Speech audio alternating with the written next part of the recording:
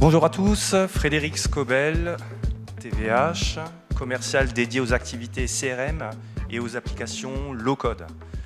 Alors aujourd'hui, je vais vous parler d'un cas d'usage du groupe Fournier, qui est un acteur national sur le plan de la sécurité et de l'hygiène dans le monde de l'entreprise. Donc je vais vous montrer tout à l'heure un petit bout d'application qui a été réalisé dans le cadre du suivi de leur intervention sur site pour leurs clients. Donc je vais passer par 3 étapes, resituer Power App dans son écosystème Microsoft, quand utiliser Power App, et puis ensuite vous faire cette démonstration d'un outil qui se veut simple, mais vous le verrez. Donc comme vous le savez, la plateforme Microsoft, c'est un écosystème très large avec un ensemble de briques fonctionnelles. Sur la partie gauche, on a tout ce qui est service aux relations aux clients, donc tout ce qui est vente, marketing, service client, intervention sur site, etc. Et sur la partie droite, on a tout l'écosystème du monde de l'ERP, donc avec toutes les fonctions classiques en fait qu'on va retrouver dans l'ERP.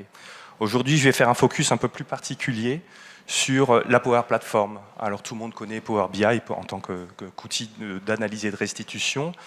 Et sur la droite, on va retrouver 2 plateformes intéressantes. Power Automate, qui est un moteur de workflow et d'automatisation dans l'entreprise. Et surtout Power App, qui est le moteur de réalisation d'applications low-code de la plateforme Microsoft. Pour pouvoir tourner cette application, on va s'appuyer sur une base de données. Et dans la plupart des cas, on va utiliser ce qu'on appelle le Dataverse, qui est la base de données, cœur du réacteur de l'environnement Dynamics. Mais ça ne veut pas dire qu'il faut qu'on fasse tourner un CRM derrière ou un ERP. On peut très bien faire une Power App juste avec une base de données Dataverse, sans briques CRM, sans briques ERP. Au sein de cet environnement-là, on a aussi des fonctions d'AI, donc d'intelligence artificielle, que l'on peut appeler depuis ces Power Apps pour enrichir les applications assez facilement, et toujours en low-code. Et évidemment, en fait, sans se connecter aux données de l'entreprise, à vos ERP, à votre Sage, à vos différents systèmes, il n'y a pas de sens de créer ce type d'application. Là, c'était pour illustrer tout simplement qu'on a aujourd'hui dans l'écosystème Microsoft plus de 400 connecteurs disponibles. Donc sur les ERP, on va dire majeurs de Microsoft et autres, Business Central, Finance et Opérations, SAP, Sage, on peut faire du SQL, de l'API. On va dire tous les gros éditeurs de solutions informatiques aujourd'hui ont leurs connecteurs disponibles dans l'environnement Power Platform, ce qui veut dire qu'on peut créer une application Power App en low-code sur toutes les données de votre entreprise. Et si jamais on n'y arrive pas, on fait de l'API, c'est assez classique, c'est un peu plus technique, ça demande un peu plus de temps, mais c'est totalement réalisable. Donc là, j'ai illustré sur la droite tout simplement un workflow basique qu'on a créé à partir des clients Sage. Donc je vais lire ma source de données Sage, je vais filtrer mes clients qui ont bougé, qui ont été créés, supprimés depuis un certain temps, depuis la dernière synchronisation. Et puis ensuite, en fonction de son statut d'existence dans mon application, je vais créer le client ou le mettre à jour tout simplement. Donc là, c'est pour montrer en fait qu'en low-code, au travers d'un diagramme de ce type-là, je suis en mesure, en quelques heures, d'interroger un système tiers, de filtrer des données, de faire du mapping de données, donc de la transformer s'il le faut, et de l'injecter dans mon application, celle que je vais vous montrer tout à l'heure.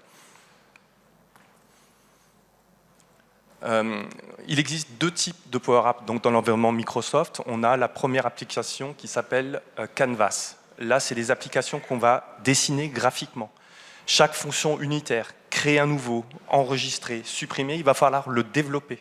Donc c'est des applications, on peut aller très très loin en termes d'ergonomie et de richesse fonctionnelle, mais ça va nécessiter un temps de paramétrage un peu plus important que l'autre type d'application, ici, model driven, que je vais vous démontrer tout à l'heure, qui est structuré sur la base, on va dire, d'un navigateur avec des listes. Je clique sur ma liste, j'ai mes informations qui s'affichent. Quand je clique sur un des liens, ça m'ouvre le formulaire à l'écran. On est vraiment dans une cinématique d'application classique, mais toutes les fonctionnalités sont apportées par Microsoft. C'est-à-dire que le bouton nouveau, créer, supprimer, etc., je ne paramètre pas. Dans mon système, je vais rajouter des tables, je vais rajouter des vues, je vais rajouter des formulaires, je vais mettre de l'intelligence derrière, définir des rôles de sécurité, mais tout l'environnement pour configurer ce type d'application est mis à disposition par Microsoft directement. Et à titre d'indication, l'application que j'ai faite pour Fournier a pris moins de 5 jours pour faire les vues, les formulaires, la synchro Sage. Donc il y avait un petit peu cinématique derrière, c'est assez rapide, globalement, de réaliser le type d'application model-driven. Hein. Alors, quand utiliser une Power App, on a plein de cas d'usage. Hein. Je vais directement basculer sur les écrans. Donc, le premier, c'est l'enrichissement d'outils standards de Microsoft, par exemple, ou autres solutions. Là, ce qu'on voit, c'est que je suis dans mon CRM ici. Là, ça, c'est les onglets de ma fiche CRM. Néanmoins, à l'intérieur, on a intégré un moteur qui permet de réaliser des devis. Bon, là, mon client, c'est un acteur dans les vêtements professionnels, des métiers de la bouche. Donc, il lui a fallu lui construire un genre de configurateur qui va proposer des gammes de produits dans des bonnes tailles, les bonnes couleurs, avec des personnalisations éventuellement sur les vestes, le nom du restaurant, etc. Des modalités aussi de livraison. Et tout ça, en fait, on l'a modélisé. Donc, ça a été interfacé avec leur ERP. C'est accessible depuis leur CRM directement. Et on a mis toute la complexité métier dans une Power App. Pourquoi? Parce que dans le CRM, en fait, on n'avait pas toute cette intelligence de disponible, et on a dû intégrer ces règles métiers très spécifiques à ce métier-là. Donc ça, c'est une application qui, dans sa première version, a pris environ 40 jours. Ça peut sembler être un budget, néanmoins, il y a toutes les règles métiers, l'interfaçage avec l'ERP, qui n'est pas négligeable. Hein. Donc l'enrichissement d'outils standards.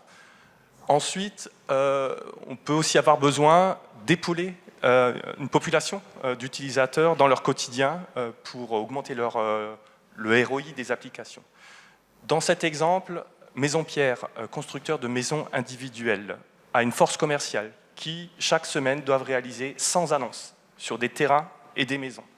Donc chaque semaine, ils vont rédiger, chercher des informations sur la localisation du terrain, choisir des modèles de maisons à pousser dans les annonces vers le bon coin, se loger, etc. Et ça leur prend la moitié de leur temps. Et l'objectif, en fait, de la direction, c'était de dire, bon, déjà, nos gammes sont mal représentées, parce que les commerciaux vont toujours choisir le même modèle. La fiabilité et la qualité des annonces, en fait, n'est pas au rendez-vous. Donc, il a fallu améliorer, quelque part, le contenu des annonces pour que le ciblage soit mieux fait. Et surtout, réduire le temps de travail chaque semaine. Hein. Donc, la solution a été assez simple. On a mis en place une Power App model-driven. Donc, c'est Canvas, pardon. Donc, c'est une application intégrée dans le CRM qui va automatiquement, à partir d'une intelligence artificielle, proposer 4 différents textes sur la localisation du terrain qu'on a choisi pour faire les annonces. Donc il va proposer des descriptions d'annonces pertinentes qu'on a fait au travers de l'IA. Il va choisir des modèles qui représentent le mieux, donc dans la panoplie des modèles proposés par le constructeur, dire je ne vais pas faire 4 annonces avec le même modèle chaque fois, je vais essayer effectivement de diversifier un peu ce que je vais proposer à mes clients au travers de choix donc, orchestrés par la Power App. Hein. On a aussi mis en place un algorithme qui va chercher les photos automatiquement dans une banque de données interne et qui va, en fonction de la structure de la maison, si j'ai 3 chambres, j'aurai 3 photos de chambre, si j'ai 2 cuisines, ben, j'aurai 2 photos de cuisine, ce qui n'arrive jamais. Et le commercial, au final, n'a qu'à valider le contenu de son annonce. Donc ça va réduire son temps d'une demi-journée, une demi-semaine à quelques heures. On va dire il y a un ROI qui est évident sur une trentaine de commerciaux. Hein. Donc ça, c'est une application qui permet de faire gagner presque 50% du temps à une force commerciale et qui puisse enfin, du coup, se consacrer à leur activité, cœur de métier, faire du business et pas faire du rédactionnel. Il y a aussi le prix des subscriptions Microsoft, hein, qui peut être un autre cas d'usage de Power App. Pourquoi? On a vu souvent qu'il y avait certains de nos clients qui étaient déjà équipés d'un ERP, qui ont des besoins de CRM primaires, et qui ne veulent pas mettre 100 € par mois pour une licence Sales pour faire du compte, contact et tracer des opportunités. Donc ce qu'il est possible de faire aujourd'hui au travers de Power App Model Driven, c'est de créer un outil qui réponde à ces fonctions basiques, mais sous licence Power App à la place de licence CRM. On peut néanmoins s'intégrer à votre ERP parce qu'il existe toute la panoplie des 400 et quelques connecteurs, hein, et on peut faire un outil qui fait compte, contact, prospect, opportunité. Bon, le revers de la médaille, c'est qu'il faut redévelopper ces fonctions incarnées par un CRM, mais si c'est des fonctions basiques, on parle de quelques jours. Donc il faut reconstruire l'outil. Une licence Power App, c'est 20 fois moins cher qu'une licence CRM. Donc en fait, si vous avez des besoins basiques, sans avoir besoin de tout l'éventail des fonctionnalités Microsoft autour du CRM, c'est une belle alternative pour ça. Et pour finir, on a deux acteurs majeurs dans l'édition de documents automatiques, de documents professionnels, qui s'appelle Document Corpac, et un autre outil marketing qui est un add-on Microsoft, dans le monde de Microsoft. Ces deux briques fonctionnent aussi sur Power Apps. Donc je peux faire des belles pièces jointes, je peux les envoyer par email, je peux les envoyer en signature électronique, je peux ensuite faire du ciblage, de la com marketing, même sur une Power App. Donc je ne suis pas obligé d'avoir un CRM complet pour adresser ces types de problématiques-là. On a aussi parfois certains de nos clients qui rencontrent des problématiques temporaires. Parce que je suis en train de refondre une partie de mon SI, j'ai un pan qui tombe et il faut que j'adresse quand même ce besoin pendant une certaine durée. Ou alors, j'ai mon business qui a une demande temporaire, parce qu'il y a une législation qui a changé, pendant 6 mois, il faut que je travaille différemment. Donc on a certains de nos clients qui vont s'adresser à nous pour nous demander de mettre en place des Power Apps assez basiques pour une durée limitée. Mais comme c'est du low-code et que c'est pas cher, ça permet quand même de couvrir, on va dire, fonctionnellement le besoin, et surtout à l'issue de récupérer une base de données qu'on peut injecter dans le système cible. Et là, c'est le cas de ce que je vais vous montrer. En fait, j'ai notre client, Fournier, qui a eu besoin d'un outil tout simple pour tracer et suivre des demandes d'intervention. Donc, son ERP, c'est Sage. Il a fallu qu'on remonte l'ensemble des clients dans l'app, les clients Sage dans l'app, récupérer l'ensemble des articles disponibles dans Sage dans l'application, et puis ensuite, une fois que j'ai fait mon intervention, je vais pousser l'ensemble des articles consommés dans mon application vers Sage pour faire de la facturation. Donc on a mis 3 connecteurs en place, qui ont été paramétrés assez rapidement, client, articles et les articles consommés. Voilà. Et ça n'a pas été le cas dans ce projet-là, mais sachez que Power Apps, c'est utilisable en mode en mobilité, déjà, donc sur des smartphones ou sur des tablettes, et en offline. C'est-à-dire que même si je n'ai pas de connexion et que je suis en intervention dans une usine au fin fond de nulle part, je peux ramener mon set de données avec moi, faire de la mise à jour, et une fois que je regagne ma connectivité, je relance ma synchro, et c'est poussé dans la Power App, et ça déclenche ensuite l'ensemble des flux vers votre ERP potentiellement. Donc là, du coup, je vais basculer sur l'application directement. Alors c'est une petite application sans prétention. Voilà.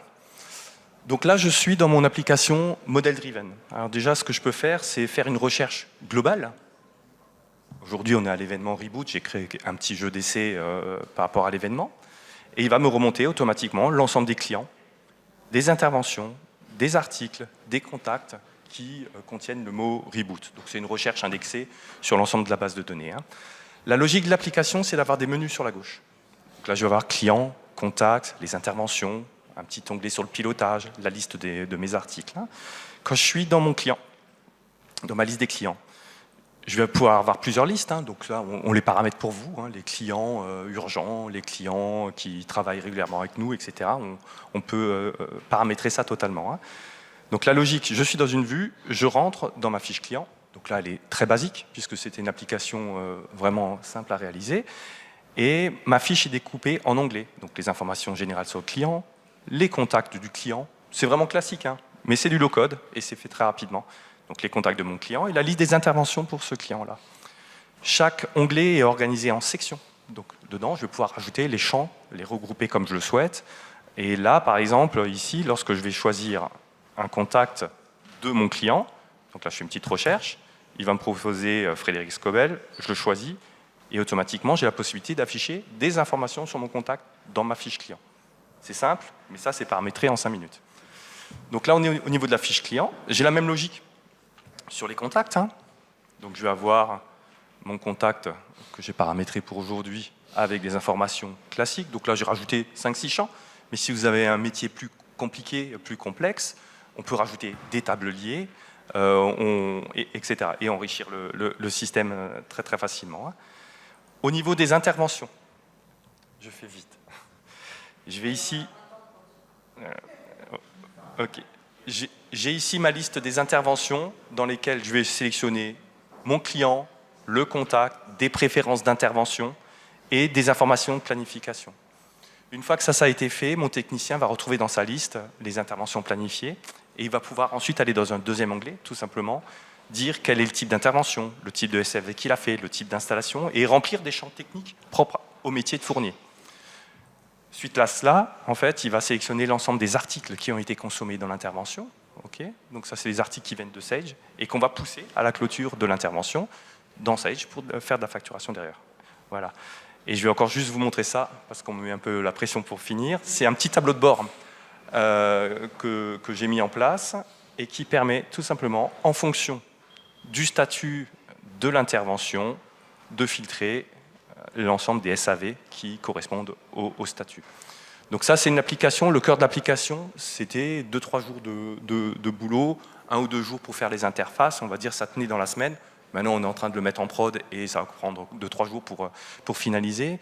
Mais vous voyez qu'on peut répondre à des problématiques précises, rapidement, en étant intégré via des connecteurs standards Microsoft sur votre ERP.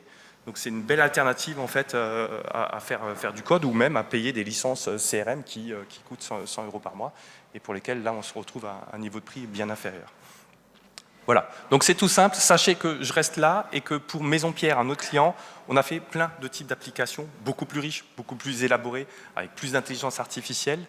Venez me voir si vous avez des questions par rapport à ça ou des problématiques métiers très précises à adresser. On a un beau book, on va dire, d'applications qu'on a déjà mis à disposition de nos clients et je me ferai plaisir de vous répondre. Merci.